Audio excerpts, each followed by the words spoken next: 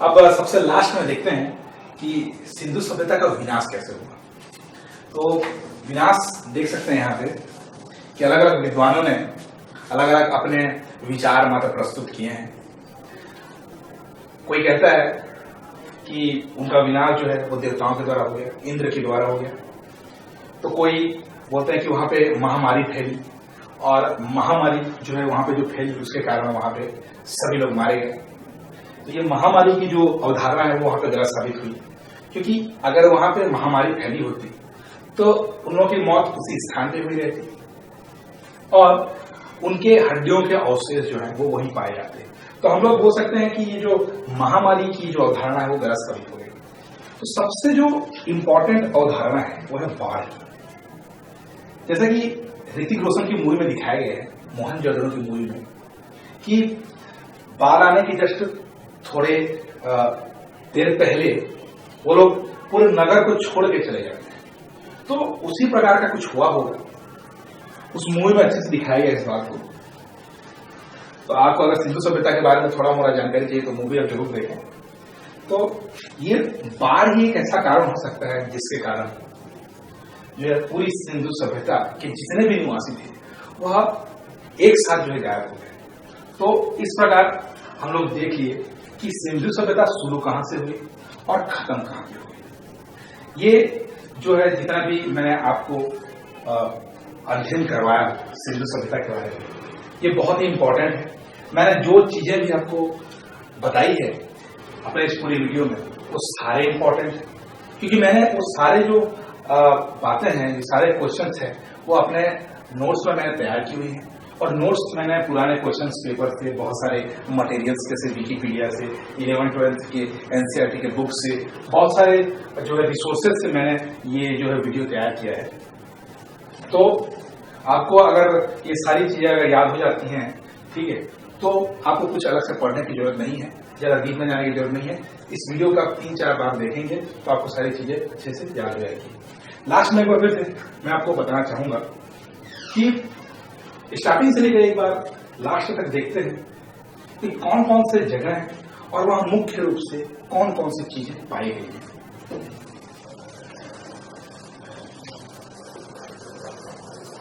और उसके बाद हम लोग देखेंगे कि यहां पे क्वेश्चन आंसर सेक्शन किस टाइप से बना है।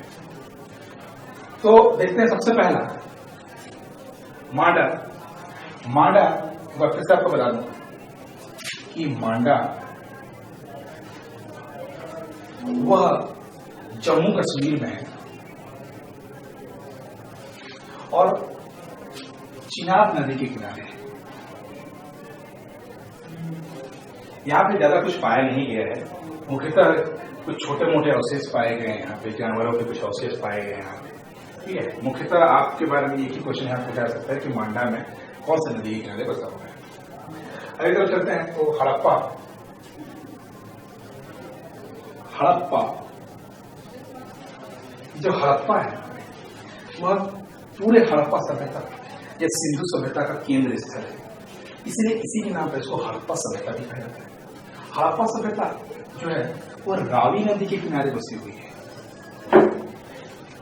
और साथ ही साथ यह माउंट गोमेरी जिला जो है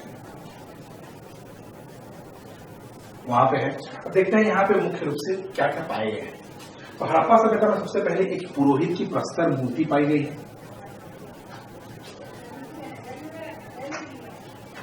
पुरोहित की प्रस्तर मूर्ति पाई गई है वहां पे, और एक अन्नागार पाया गया है। साथ ही साथ नगर में उच्च भूमि और निम्न भूमि दो भाग पाए गए हैं यहाँ पे। यह अन्नागार जो है मोहनजोदड़ो में भी पाए गए हैं, लेकिन यहाँ का जो अन्नागार है वो मोहनजोदड़ो की अपेक्षा छोटा है, ठीक है। तो हड़प्पा के बारे में सिर्फ ये चीजें आपको याद रखने की जरूरत है। अगला देखते हैं तीसरा, वो है मोहनजोदड़ो।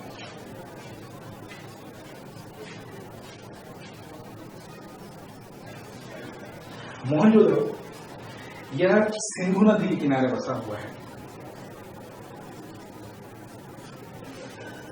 और सिंध प्रांत में स्थित है। मोहनजोदड़ो में बहुत सारी चीजें पाई गई हैं, सबसे पहले यहाँ पे समाधान पाए गए हैं। ठीक है, यहाँ पे हम लोगों को अन्नागार पाया गया है जो बहुत ही बड़ा है और सिंधु सभ्यता में पाए जाने वाले सभी अन्नागारों से सबसे बड़ा है। यहाँ पे एक कांसे की मूर्ति पाई गई है।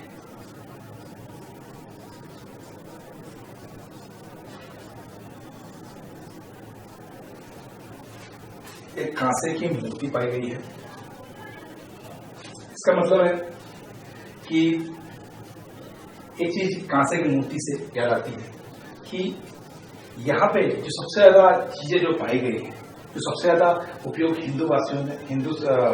सिंधु सभ्यता के वासियों ने सबसे ज्यादा जिस धातु का प्रयोग किया है वो है कांसा। व्यापार के क्षेत्र में आपको मैं ये बताना भूल गया था कि व्यापार में उन लोगों ने मुख्य रूप से कांसा का उपयोग किया है। इसके अतिरिक्त टीन, सीसा,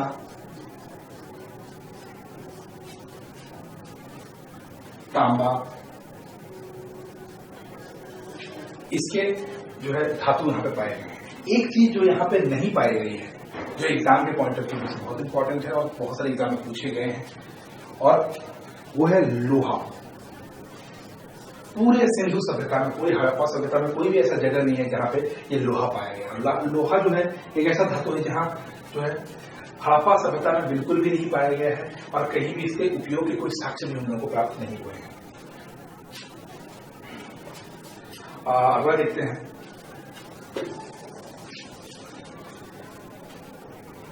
मोहनजोदड़ो समाधान एक मिला है, एक अन्नागार, एक कांसे की मूर्ति हम लोगों को प्राप्त हुई है। उसके यहाँ पे हम लोगों को मोहर प्राप्त हुए हैं जहाँ पे अलग अलग जानवरों के चित्र मैं आपको पहले से बता चुका हूँ कि कौन कौन से जानवरों के चित्र या फिर मोहर यहाँ पे पाए गए हैं। ठीक है, मोहर। अब देखते हैं मोहनजोदड़ो के बाद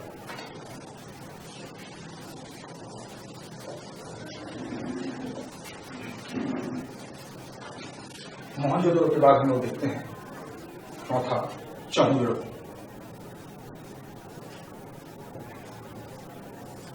मोहनजोदड़ो की जस्ट नीचे चहुंदड़ो है और वो अभी सिंधु नदी के किनारे में बसा हुआ है।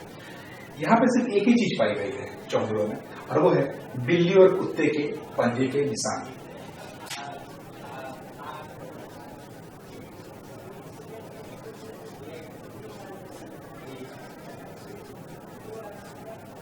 बिल्ली और कुत्ते के पंजे के निशान, शायद कोई कुत्ता जो है कोई बिल्ली को दौड़ा रही होगी और वहां पे जो कच्ची ईंटें थे उन पे उनका निशान पड़ गया होगा, तो उसके जो निशान है वो चहुंदड़ो में पाए गए हैं।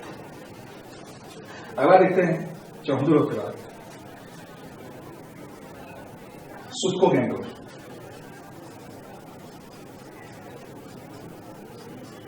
सुत्कोगेंडो या मकरान जो है अरब सागर के किनारे में, यहाँ पे दास नदी के किनारे बसा हुआ है। और पहले भी मैं आपको बता चुका हूं कि यहाँ पे घोड़े की अस्थि मिले हैं।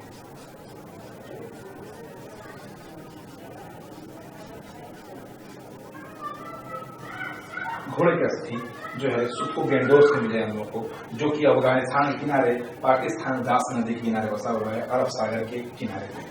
ठीक है, उसके बाद चलते हैं हम लोग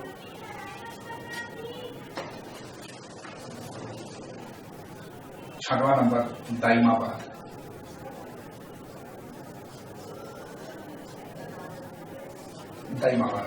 दाइमाबाद जो कि महाराष्ट्र में है और सबसे जो है वह दक्षिणी सीमा है इस मोहनजोदड़ो, इस हड़प्पा सभ्यता की। ठीक है, दाइमाबाद में हम लोगों को तांबे की रथ की प्राप्ति हुई है। तांबे के रथ यहाँ पे मिले हुए हैं, तांबे के घोड़ा गाड़ी यहाँ पे, तांबे के सॉरी घोड़ा गाड़ी नहीं, तांबे की हम बैलगाड़ी हम लोग को मिलेगी। घोड़ा तो यहाँ पे सुत्कोगेंडो पे मिला था। तो अगला देखते हैं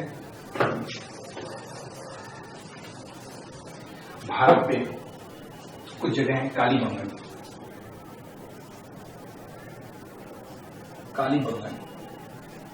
कालीबंगन राजस्थान के हनुमानगढ़ तहसील में, और हनुमानगढ़ के अंदर में गद्दर नदी के किनारे जो है बसा हुआ है। यहाँ पे मुख्य रूप से जुते हुए खेत के अवशेष मिले हैं। जुते हुए खेत के जुते होने का साक्ष्य जो है हमें कालीबंगा राजस्थान से मिलता है। उसके अतिरिक्त यहाँ पे जो ईंटें प्राप्त हुई हैं वो अलंकृत है, सजाई गई है। यहाँ पे जो है अलंकृत ईंटें भी प्राप्त हुई हैं कालीबंगा राजस्थान से। अगर चलते हैं हम लोग लोथल। लोथल जो है वह साक्ष्यों की दृष्टि से ऐसा जगह है जहां सबसे ज्यादा साक्ष्य हम लोग को मिलते हैं। लोथल में को मिटा देता हूं यहाँ पे। लोथल जो ये तो गुजरात में है और भोगवा नदी के किनारे में है। लोथल में सबसे पहला जो चीज पाया गया है वो हम लोग मिला अग्निकुंड। अग्निकुंड जो है हमें लोथल से प्राप्त हुए हैं। अगला चीज जो है हम लोग को जो है ये प्राचीन बंदरगाह है, तो यहाँ जो है ना युगल समाधान, एक साथ दो लोगों को दफनाने की जो क्रिया है यहाँ पे मिली है। युगल समाधान लोथल से मिली हुई हम लोगों को। उसके अतिरिक्त यहाँ पे हम लोगों को पंचतंत्र की एक कथा के भी साक्ष्य यहाँ पे मिले हैं। और ये बहुत ही महत्वपूर्ण प्रश्न है कि पंचतंत्र से रिलेटेड जो कथा के साक्ष्य कहाँ पे मिले हैं, तो वो लोथल से मिले। पंचतंत्र जिसमें जो है कौवे और लोमड़ी की कहानी है। कौवे और लोमड़ी की कहानी का दृश्य लोथल से ही हम लोग को प्राप्त हुआ है। तो ये उसके बाद देखते हैं हम लोग धौलावीरा।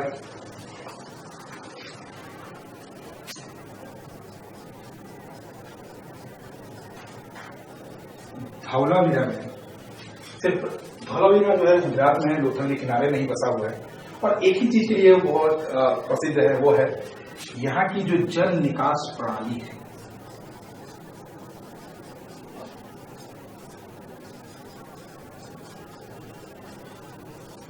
जल निकास प्रणाली यहाँ की सबसे फेमस है। इसका मतलब है यहाँ जो नालियां बनाई गई थी वह इस हड़प्पा सभ्यता के अंदर में सबसे एडवांस अगर कहीं बनाई गई है तो वो धौलावीरा में बनाई गई जल निकास प्रणाली। इस तरह से धौलावीरा में ये निकास प्रणाली बनाई गई थी कि एक बूंद जल भी यहाँ पे वेस्ट नहीं होता था। तो इससे हम लोग को प्रेरणा मिलती है पानी बचाने की। धौलावीरा में पानी बचाने के लिए बहुत ही जबरदस्त एडवांस टेक्नोलॉजी का यहाँ यूज किया गया था कि यहाँ की जो नालियां थी वो ढकी हुई थी और जो है एक भी बूंद यहाँ पे वेस्ट नहीं होता था। धौलावीरा के बाद हम लोग चलते हैं सबसे लास्ट पे रंगपुर। रंगपुर भी गुजरात में स्थित है। रंगपुर के बारे में बताता हूं आपको कि यह मादर नदी के किनारे है गुजरात में। और यहां पे कच्ची ईंटें पड़ी हुई हैं। कच्ची ईंटें अगर कहीं पाई गई हैं तो वो सिर्फ रंगपुर में पाई गई है और कालीबंगन पे पाई गई हैं। दो ही जगह हैं पूरे हड़प्पा सभ्यता में जहां कच्ची ईंटों का प्रयोग हुआ है। बाकी जगहों में जो है पकी हुई ईंटों का ही उपयोग किया गया है। तो इसी के साथ हम लोगों का यहाँ हड़प्पा सभ्यता जो है पूरी तरीके से खत्म होता है। मैंने यहाँ पे वो सारी चीजें बताई हैं जो एग्जाम पॉइंट ऑफ व्यू से बहुत ज्यादा इंपॉर्टेंट है। अब तक जितने भी क्वेश्चंस किए गए हैं उस सारी की जानकारी जो है मैंने अपने इस वीडियो के माध्यम से आपको दे दी है। अगर आप ये वीडियो 3 या 4 बार देखते हैं तो आपको लिखने की न जरूरत है, न नोट्स बनाने की आपको जरूरत है। बस वीडियो के देखने सुनने से ही आप सारी चीजों को अच्छे से याद कर सकते हैं। तो ये मेरी मतलब हड़प्पा सभ्यता की सारी चीजें यहाँ पे कंप्लीट होती हैं। अब कुछ क्वेश्चंस के बारे में यहाँ पे देखते हैं आप कि कुछ जो क्वेश्चंस जो अभी तक पूछे गए हैं और उसके क्या क्या पैटर्न हो सकते हैं क्वेश्चन की पूछने के बेसिक लेवल पे देखा जाए तो। मेरा ये जो क्लास है वह सिर्फ जो बेसिक से जो स्टार्ट कर रहे हैं, जो लोग भी चाहे वो IAS की तैयारी कर रहे हो, चाहे वो किसी भी स्टेट PSC की तैयारी कर रहे हो, सभी के लिए एक बेस बनने का काम करता है। आपको अगर बेस से किसी चीज को पढ़ना है तो इस वीडियो को जरूर देखें। आपको कुछ क्वेश्चन आंसर के सेक्शन की तरफ लेके जाता हूं। तो कुछ क्वेश्चन जो अब तक पूछे गए हैं जो मुझे याद है वो है कि सिंधु घाटी की जो सभ्यता है वो कब शुरू की गई थी। तो कब शुरू की गई थी? तो आपको मैंने बताया वो 2300 से लेके 1750 ईसा पूर्व के बीच में ये शुरू की गई थी। 2300 से 1750 ईसा पूर्व के बीच में जो है यह सभ्यता हमारे बीच थी। दूसरा जो कुछ क्वेश्चंस हैं कि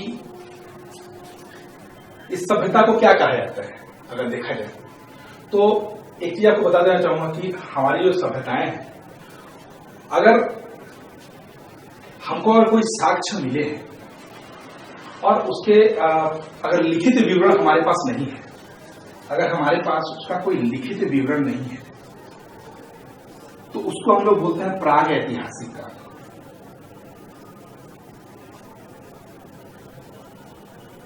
प्राग ऐतिहासिक काल कहा जाता है जिसका हम लोग को लिखित विवरण नहीं होता।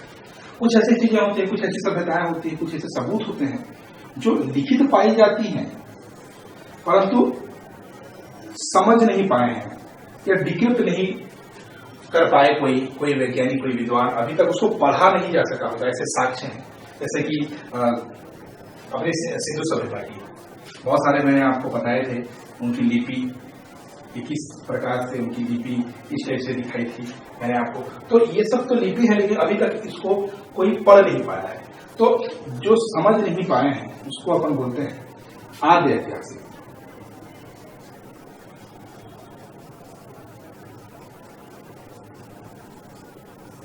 आद्य ऐतिहासिक तो हमारी सिंधु सभ्यता जो है वो आद्य ऐतिहासिक के अंतर में आती है।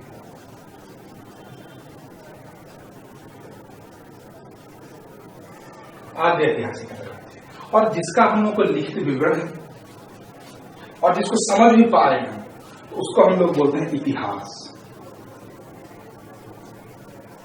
इतिहास का हमारा जो सब्जेक्ट जो है यही से स्टार्ट है कि जिसका हम लोग पास लिखित विवरण है और जिसको हम लोग समझ भी पाते हैं उसको हम लोग बोलते हैं इतिहास। ठीक है, तो तीन प्रकार से हम लोगों को मिलते हैं। तो हमारा जो सिंधु घाटी की जो सभ्यता है तो सिंधु घाटी की सभ्यता जो है वह आद्य ऐतिहासिक सभ्यता के अंतर्गत में आती है। आद्य ऐतिहासिक काल लिखा जाता है इसे। आपको कुछ क्वेश्चंस जो है मिलेंगे कि कौन सा शहर कौन से नदी के किनारे बसा हुआ है। ये क्वेश्चन बहुत इंपॉर्टेंट है, बहुत सारे एग्जाम में यही पैटर्न का यूज किया जाता है कि कौन सा शहर जो है वह कौन से नदी के किनारे में बसा हुआ है। अगला पैटर्न मैं आपको दिखाता हूं कि इसमें से कौन से शहर में कौन कौन से साक्ष्य पाए गए हैं। मैं आपको अपने क्लास में बता चुका हूं, एक एक चीज डिटेल से बता चुका हूं कि कौन कौन से शहर में कौन कौन से साक्ष्य मिले और उन साक्ष्यों में कौन कौन से इंपॉर्टेंट है। जैसे हम लोग जो है कांसे की जो है नर्तकी की मूर्ति कहाँ पे मिली है तो मोहनजोदड़ो से प्राप्त हुई है। हम लोगों को जूते हुए खेत के अवशेष कहाँ से मिले तो कालीबंगन से प्राप्त हुए हैं। हम लोगों को युगल समाधान लोथल से प्राप्त हुए हैं।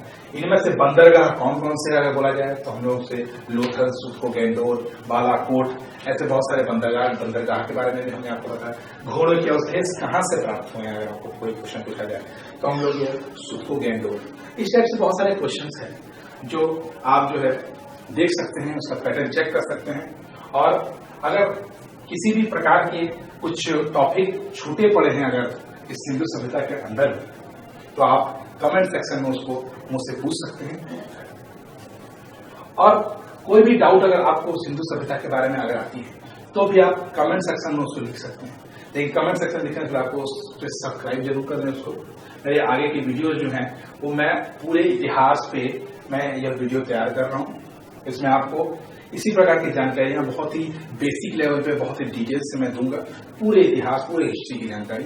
तो इसके लिए आगे की वीडियोस को देखने के लिए आपको सब्सक्राइब करने की जरूरत है, तो जरूर सब्सक्राइब करें मेरा वीडियो और लाइक करें, कमेंट करें, शेयर करें। कोई भी क्वेश्चन हो तो जरूर पूछें। मिलते हैं आगे की वीडियो में वैदिक सभ्यता में।